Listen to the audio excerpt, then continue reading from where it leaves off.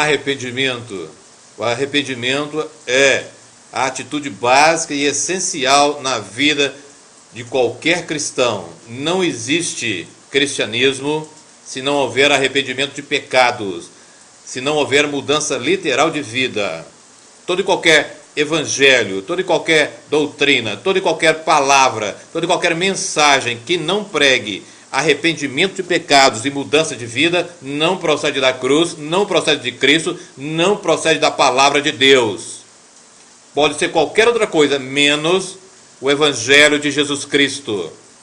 Isso é válido para menores, para maiores, para mulheres, para adultos, para homens, não importa a idade.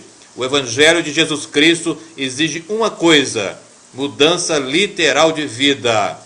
O que aquele antes que era dirigido tão somente pelos olhos da carne, ou seja, pela cobiça dos olhos, pela cobiça da carne, pela soberba da vida, como nos narra João na sua primeira carta, capítulo 2, versículo 16, passa então a ter uma mudança total de vida. E assim como nos narra Romanos 8,14, quando nos diz: aquele que é guiado pelo Espírito de Deus, esse que é filho de Deus, ele então passa a ser dirigido pelo Espírito de Deus e não por ele. Aquilo tudo que era dele passa a não mais ter valor, porque ele renuncia, como Jesus fala e pede em Lucas 9, 23. Aquele que quiser vir após mim, negue-se a si mesmo, tome a sua cruz diariamente e depois então siga-me. Jesus exige sim o arrependimento como uma pré-condição para ser cristão. Não existe aquilo que muitos falam, venha para depois a gente ver como fica. Não, você tem que se arrepender primeiro. Você tem que buscar primeiro a Jesus como aquele que, por causa do seu sacrifício na cruz, por causa do seu sangue derramado na cruz, porque ele recebeu em si toda a ira do Pai, no seu lugar e no meu lugar, pode perdoar os seus pecados. Ele é o único, não existem outros, somente ele. Pelo poder do Espírito Santo, como diz o Evangelho de João no capítulo 16, o Espírito Santo é aquele que convence o homem do pecado, do juízo e da justiça. Portanto, procede de Deus tocar em você e você verdadeiramente reconhecer e dar o passo na direção de Deus. Mas se você não deixar que Ele te tome por inteiro e faça de você uma nova criatura, te regenere por inteiro, não há cristianismo. Não existe cristianismo pela metade, não existe meia conversão, não existe conversão da mente tão somente, mas a conversão é do ser humano por inteiro, como está na segunda carta aos Coríntios, capítulo 5, versículo 17. Aquele que está em Cristo é nova criatura, as coisas velhas se passaram, eis que tudo se fez novo. Não é quase tudo, todas as coisas se fizeram novas. É um novo pensar, é um novo sentir, é um novo falar, é um novo viver, é um novo fazer e agir. Porque quem estará dirigindo as suas palavras, quem estará dirigindo também as suas ações é o Espírito Santo de Deus. Não é mais você. Você terá negado a você mesmo. Você terá que ir negando paulatinamente para adquirir a maturidade do Evangelho. Como o Senhor diz, para que nós o busquemos dia após dia. Porque a única coisa que separa cada um de nós de Deus são os nossos pecados. Tão somente os nossos pecados, como nos diz em Isaías 59, 1 e 2. Veja bem, eis que a mão do Senhor não está encolhida para que não possa salvar, nem o seu ouvido agravado para não poder ouvir. Mas as vossas iniquidades fazem divisão entre vós e o vosso Deus, e os vossos pecados encobrem o seu rosto de vós, para que ele não vos ouça. Para que ele não vos ouça. Portanto, o pecado tem que ser abolido, tem que ser retirado. Eu não estou dizendo que o cristão não peca, mas o cristão não mais vive na prática do pecado, não vive e não tem prazer no pecado. O pecado acontece como acidente. Porque o apóstolo João, na sua primeira carta também, nos diz a respeito disso, que se nós falarmos que não temos pecados, nós não somos sinceros e muito menos cristãos. Ele nos diz assim, na sua primeira carta, capítulo 1, versículo 6. Se dissermos que temos comunhão com Ele e andarmos em trevas, mentimos e não praticamos a verdade. Mas se andarmos na luz, como Ele na luz está, temos comunhão uns com os outros, e o sangue de Jesus Cristo, seu Filho, nos purifica de todo pecado. E ele continua, se dissermos que não temos pecado, enganamos a nós mesmos e não há verdade em nós. Se confessarmos os nossos pecados, Ele é fiel e justo para nos perdoar os pecados e nos purificar de toda injustiça. Se dissermos que não pecamos, fazemo-lo mentiroso e a sua palavra não está em nós. E continua no capítulo 2, versículo 1.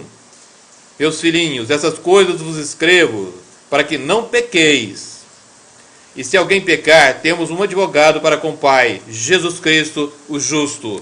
Portanto, o pecado tem que vir na vida de qualquer cristão como um acidente e não como prática diária, não como algo planejado.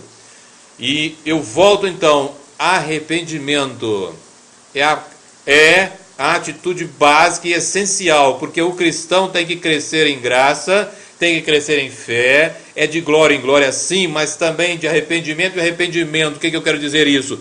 O arrependimento é que quebra as cadeias do inimigo, é que nos liberta de nós mesmos, é que nos coloca em posição de sermos submissos ao Pai em Jesus, mediante o poder do Espírito Santo. Não há outra condição. É o Espírito Santo que age em nós e nos mostrando a realidade de como as coisas são, nos faz, desde que nós deixemos, desde que nós coloquemos a nossa vontade submissa a Ele, é que nós então damos a Deus, a Ele, a oportunidade de fazer de nós aquilo que Ele realmente quer, novas criaturas, com um novo pensar, um novo viver, um novo ser.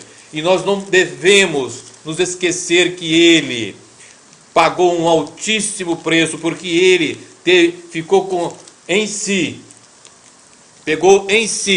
toda a ira e pagou a Ele mesmo tudo que nós devíamos. Não tem como e não há como traduzir em palavras humanas o sacrifício de Jesus, o sacrifício da cruz. Ele se colocou entre o Pai e nós, dando a Ele, pagando o preço, um preço terrível, que é muito mais do que o sacrifício físico, mas é Ele sentir em si o cálice da ira de Deus, em nosso lugar. Como Ele mesmo disse, o Pai me ama porque eu mesmo dou a minha vida, ninguém a tira de mim, mas eu tenho do Pai este mandamento, de dar a minha vida e tornar a recebê-la. Portanto, foi uma opção de Jesus. E é agora que eu entro em 2 Coríntios, capítulo 5, versículo 14 e 15. É uma das passagens mais fortes e profundas que eu convido o irmão, depois, pegue e leia e peça para o Espírito Santo te tocar com mais profundidade nisso que eu vou ler agora. Porque o amor de Cristo nos constrange, julgando nós assim, que se um morreu por todos, logo todos morreram. Paro aqui, portanto, se Jesus morreu por nós, então nós todos morremos. Nós morremos para quê? Para o pecado, para as coisas do mundo. Em nós não pode mais existir a nossa vontade como primeira. Nós temos que fazer e viver em função de Jesus. Jesus não é um acessório ou algo a mais na nossa vida. Jesus tem que ser tudo na nossa vida. Nós temos que estar em função dele, porque se não for assim, não há cristianismo. Eu não posso ser chamado de cristão se eu não colocar Jesus em primeiro lugar.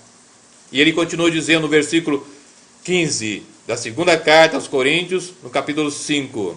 E ele morreu por todos, para que os que vivem não vivam mais para si, mas para aquele que por eles morreu e ressuscitou. Aquilo que eu acabei de dizer. Portanto, nós necessitamos, tem que ser uma necessidade da minha própria alma, de viver em função de Jesus, para tudo e para todas as coisas, para que conheçamos então as riquezas do Senhor que estão em Jesus, para que possamos afirmar como Paulo, na carta aos Gálatas, capítulo 2, versículo 20, já estou crucificado com Cristo e vivo, não mais eu, mas Cristo vive em mim, e a vida que agora vivo na carne, vivo na fé do Filho de Deus, o qual me amou e se entregou a si mesmo por mim.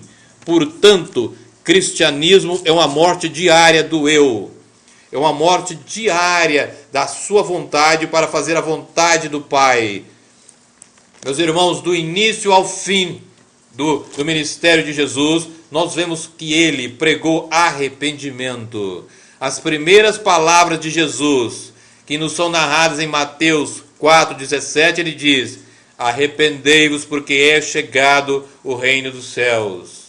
E em Marcos, ele é mais enfático, ainda diz: arrependei-vos e crede no Evangelho. Portanto, a fé tem como base e sustento o arrependimento dos pecados, a mudança de vida. Porque, caso contrário, o Deus desse século, como diz na segunda carta aos Coríntios, estará cegando o entendimento e não haverá como crer em Jesus. O arrependimento, eu repito mais uma vez, é a atitude básica. Provérbios 28, 13 diz: aquele que esconde as suas transgressões jamais prosperará, mas aquele que confessa e deixa alcançará misericórdia. A misericórdia do Senhor se revelou em Jesus, mas também a justiça se revelou nele, porque ele teve que pagar, porque ele quis, porque ele nos amou em extremo. Ele pagou o preço, sofrendo em si por cada um de nós. Você já pensou no preço que o seu Senhor, se você é cristão, o preço que ele pagou, sofrendo a ira de Deus? Não são somente as chicotadas dos romanos, não são somente os pregos, não é somente a cruz, é muito mais do que isso. É a ira do Deus Todo-Poderoso descendo sobre Jesus, e ele, de livre vontade, de espontânea vontade, pagou o seu preço. O que é que você está fazendo agora? Porque o Evangelho não é o que Deus pode fazer por você, é você perguntar o que Deus quer que você faça. Hoje tem se pregado o contrário. O que Deus vai fazer por mim? O que Deus vai me dar? É o contrário. É o que você vai fazer. É o que Deus pede para você fazer, para que você esteja, sim, dentro da família de Deus, para que você seja regenerado. Essa doutrina que tem sido muito esquecida. Se você não for nova criatura, como eu já disse, um novo pensar, um novo falar, um novo viver, um novo ser, você não é cristão. Você não é cristão. E entenda mais. Em Atos 17:30, nós vemos uma coisa muito interessante que hoje não se fala, mas essa é a realidade. O arrependimento é o mandamento do Senhor. O arrependimento é o mandamento do Senhor. Atos 17:30. Mas Deus, não tendo em conta os tempos da ignorância, ordena agora a todos os homens em todo lugar que se arrependam. É mandamento de Deus. Se você quer verdadeiramente estar debaixo das mãos do Todo-Poderoso, de estar debaixo da proteção dele e não somente estar em obediência a ele. A fé, como eu já disse, a fé que te dá a certeza da salvação se baseia no arrependimento. E não existe obediência sem fé e não existe fé sem arrependimento. Meus irmãos, compreenda uma coisa. Quando Jesus estava dizendo as bem-aventuranças, tem um dos versículos que me chama muita atenção e com certeza é um dos mais sérios de todas as bem-aventuranças. Mateus 5, 6. Bem-aventurados que têm fome e sede de justiça, porque eles serão saciados. Fome e sede de justiça me leva àquilo que Jesus falou em Mateus também, 6:33. Buscar em primeiro lugar o reino de Deus e a sua justiça, e todas as demais coisas serão acrescentadas.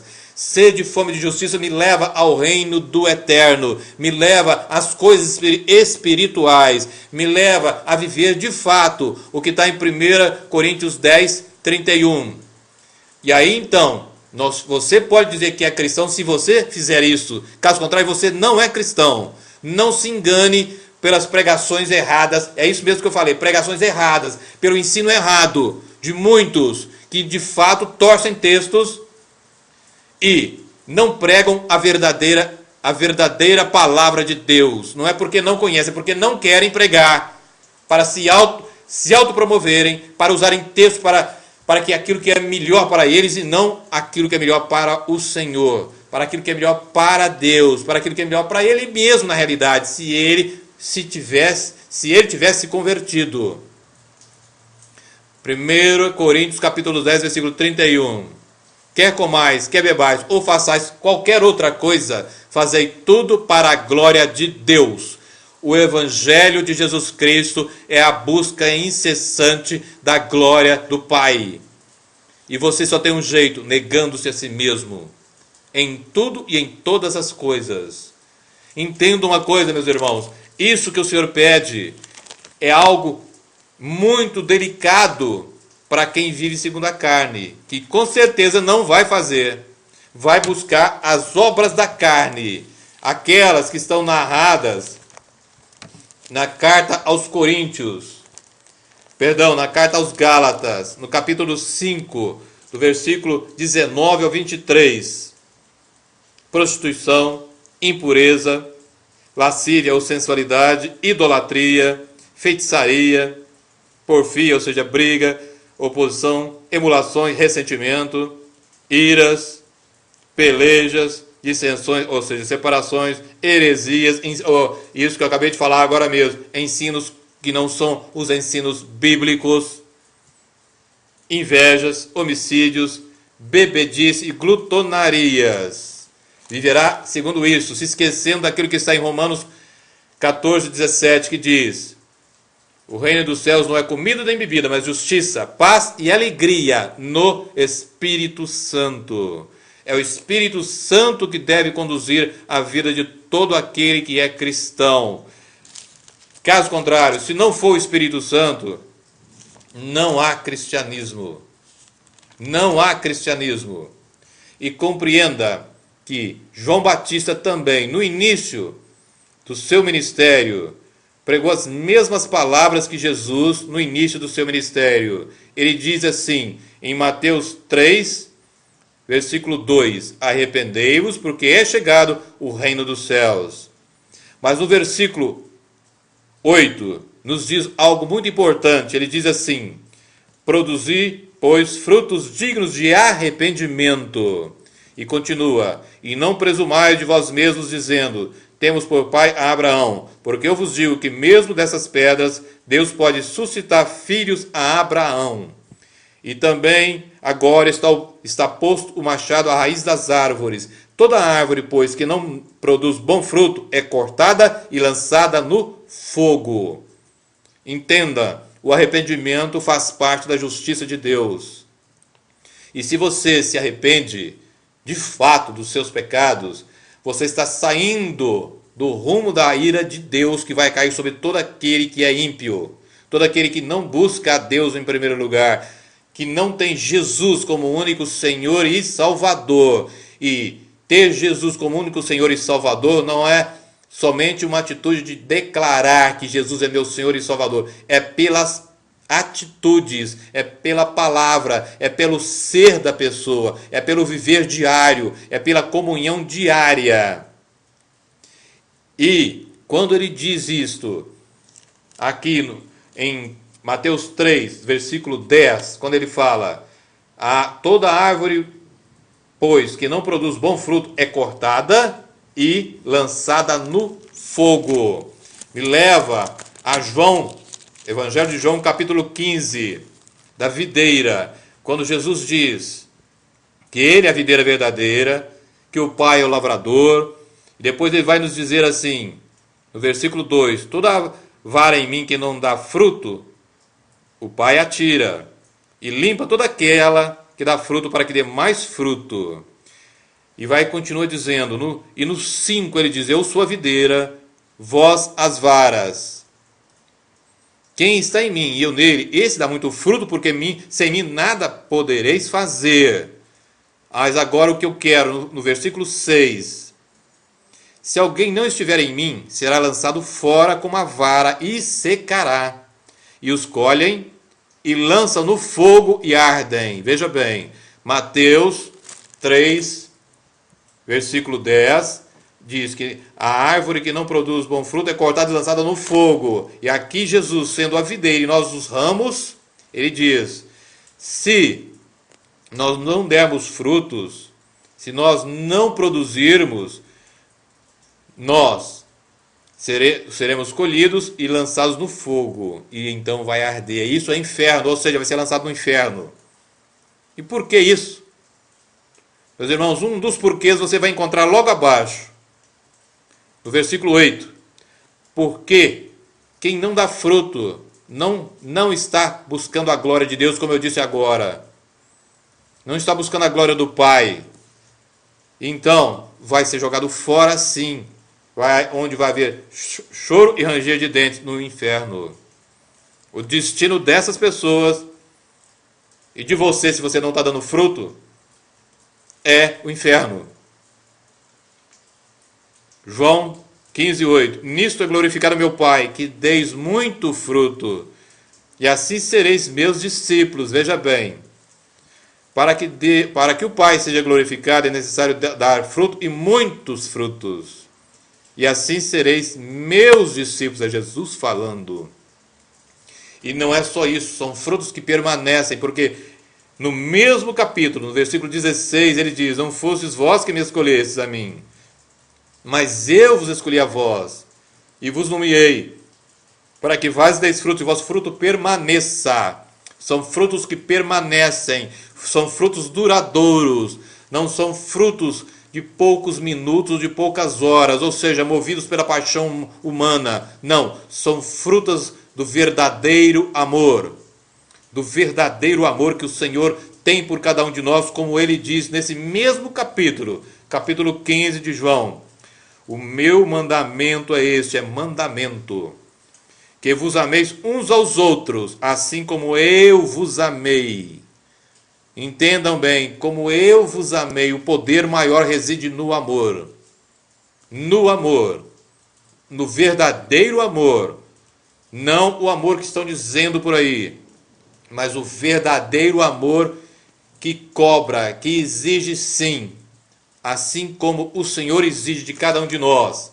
E para que fique ainda mais bonito, para que possamos entender algumas coisas, Jesus, ao dizer a respeito de quem é que vai e quem é que realmente é seu discípulo, ele nos diz coloca certas atitudes, e uma delas que me chama muita atenção se encontra no capítulo 14, no versículo 33 do Evangelho de Lucas. Lucas 14, 33. Ele diz assim, assim, pois, qualquer de vós que não renuncia a tudo quanto tem, não pode ser meu discípulo. Jesus aqui colocou bem claro, ou ele ou o mundo.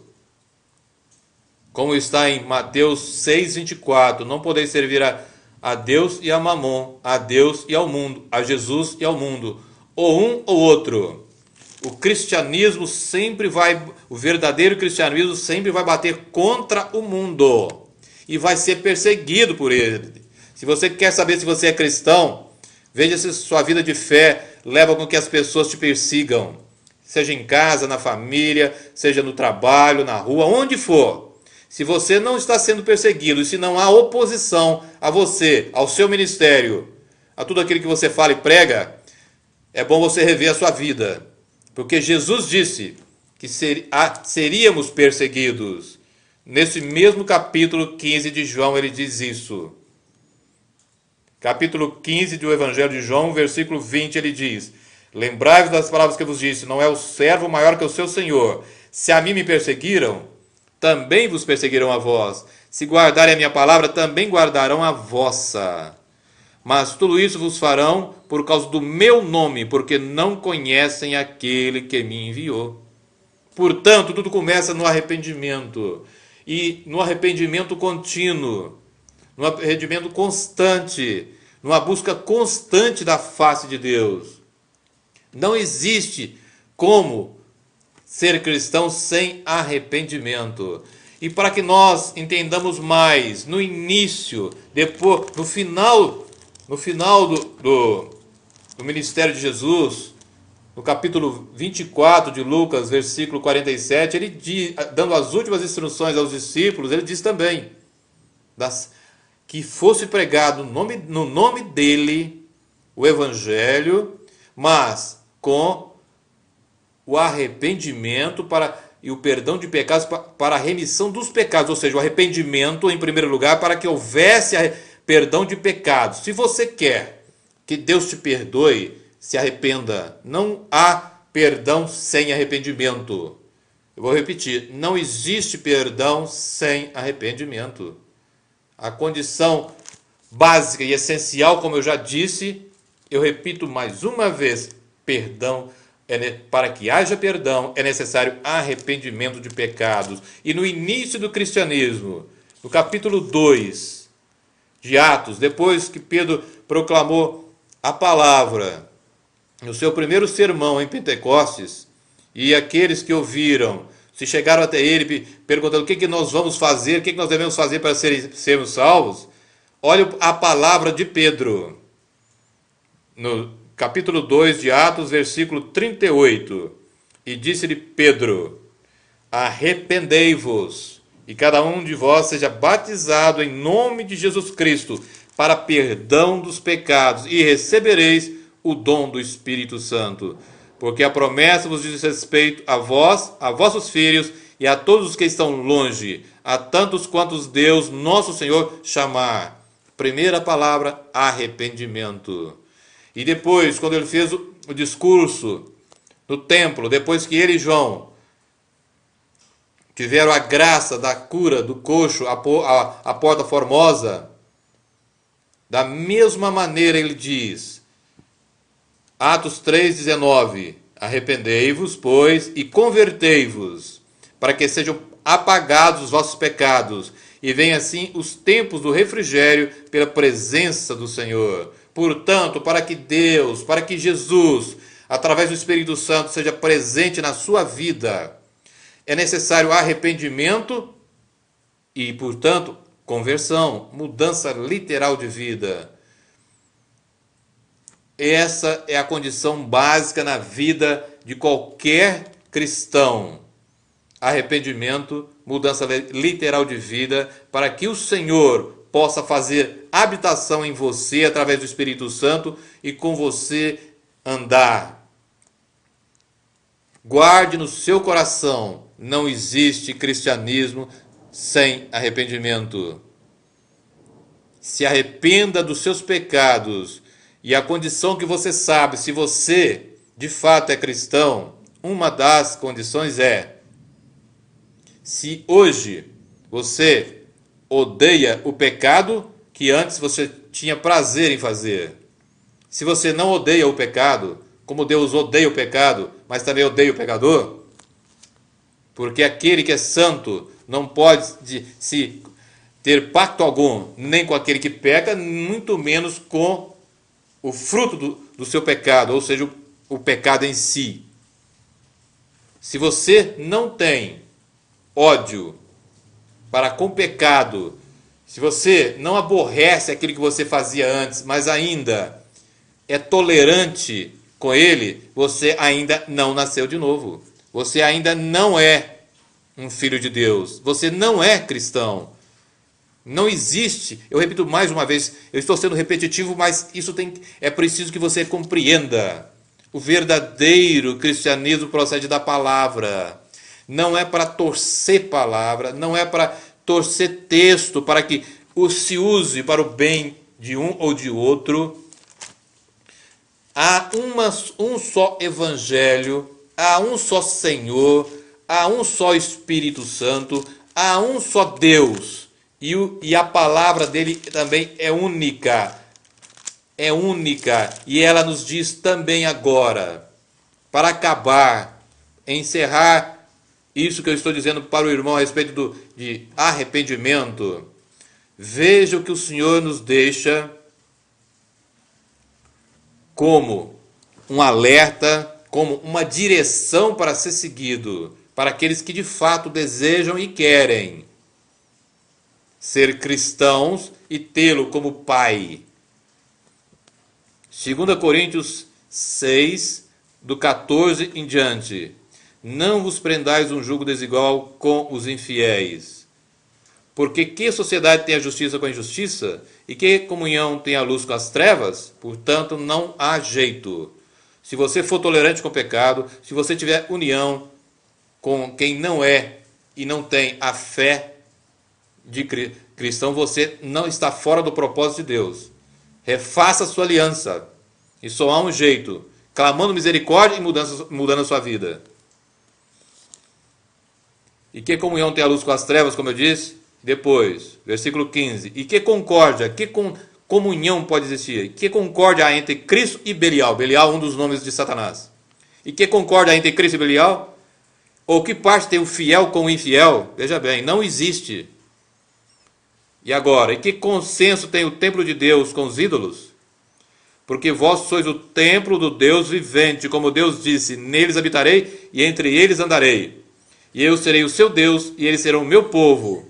E continua dizendo, pelo que saí do meio deles, e apartai-vos, diz o Senhor, e não toqueis nada imundo, e eu vos receberei.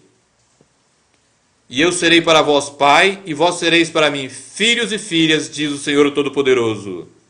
Veja bem, pelo que saí do meio deles, e apartai-vos. É a primeira condição, se afaste-se. Isso chama-se santificação, processo de santificação. Se afaste do mal, se afaste do erro e se aproxime de Deus. Pelo que saí do meio deles e apartai-vos, diz o Senhor, e não toqueis nada imundo. E assim, aí então ele diz, e eu vos receberei. Portanto, ele nos recebe sim, mas em primeiro lugar é necessário que nós nos afastemos do erro e, portanto, volto novamente a arrependimento e mudança de vida. E aí então ele continua, no versículo 18, e eu serei para vós pai, e vós sereis para mim filhos e filhas, diz o Senhor Todo-Poderoso. Portanto, a condição essencial é arrependimento e mudança de vida. Amém e amém.